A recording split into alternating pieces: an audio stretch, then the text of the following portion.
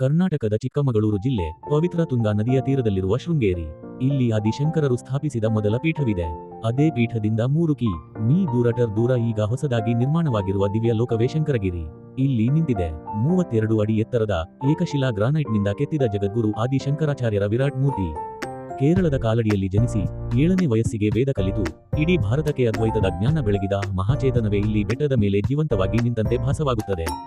2023 November 10 Sringeri ಜಗದ್ಗುರು ಶ್ರೀ ಶ್ರೀ ಭಾರತೀ ತೀರ್ಥ ಮಹಾಸ್ವಾಮಿಗಳವರ ಸನ್ಯಾಸ ಸ್ವೀಕಾರದ 50ನೇ ವರ್ಷದ ಸುವರ್ಣ ಮಹೋತ್ಸವದಂದು ಇಬ್ಬರು ಜಗದ್ಗುರುಗಳಿಂದ ಮೂರ್ತಿಯನ್ನು ಲೋಕಾರ್ಪಣೆ ಮಾಡಲಾಯಿತು. ಮಾನವ ಕುಲಕ್ಕೆ ಶಂಕರರು ಮಾಡಿದ ಉಪಕಾರಕ್ಕೆ ಕೃತಜ್ಞತೆಯಾಗಿ ಈ ಶಂಕರಗಿರಿಯನ್ನು ನಿರ್ಮಿಸಲಾಗಿದೆ. ಇದು ಕೇವಲ ದರ್ಶನದ ಸ್ಥಳವಲ್ಲ. ಸಂಜೆ ಆಯಿತು ಅಂದ್ರೆ ಇಲ್ಲಿ ಅದ್ಭುತ ನಿಸರ್ಗದ ಸೌಂದರ್ಯ. ಆ 32 ಅಡಿ ಮೂರ್ತಿಯ ಎದುರು ಪಶ್ಚಿಮ ಘಟ್ಟಗಳ ಸೌಂದರ್ಯದ ಮಧ್ಯೆ ನಿಸರ್ಗವನ್ನು ನೋಡಲು 2 ಕಣ್ಣು ಸಾಲದು. ಶೃಂಗೇರಿಗೆ ಹೋದ್ರೆ ಶಾರದಾಂಬೆ ದೇವಾಲಯ ಮಾತ್ರವಲ್ಲ, ಈ ಶಂಕರಗಿರಿಗೂ ಒಮ್ಮೆ ಭೇಟಿ ಕೊಡಿ. ಇಲ್ಲಿ ನಿಂತಾಗ ಅನಿಸುತ್ತದೆ, ಜ್ಞಾನಕ್ಕೆ ವಯಸ್ಸಿಲ್ಲ, ಧರ್ಮಕ್ಕೆ ಸಾವಿಲ್ಲ ಅಂತ. ಇದು ಶಂಕರಗಿರಿ. ಅಲ್ಲಿ ಅದ್ವೈತ ಇಂದಿಗೂ ಮಾತನಾಡುತ್ತದೆ. ಶೃಂಗೇರಿ.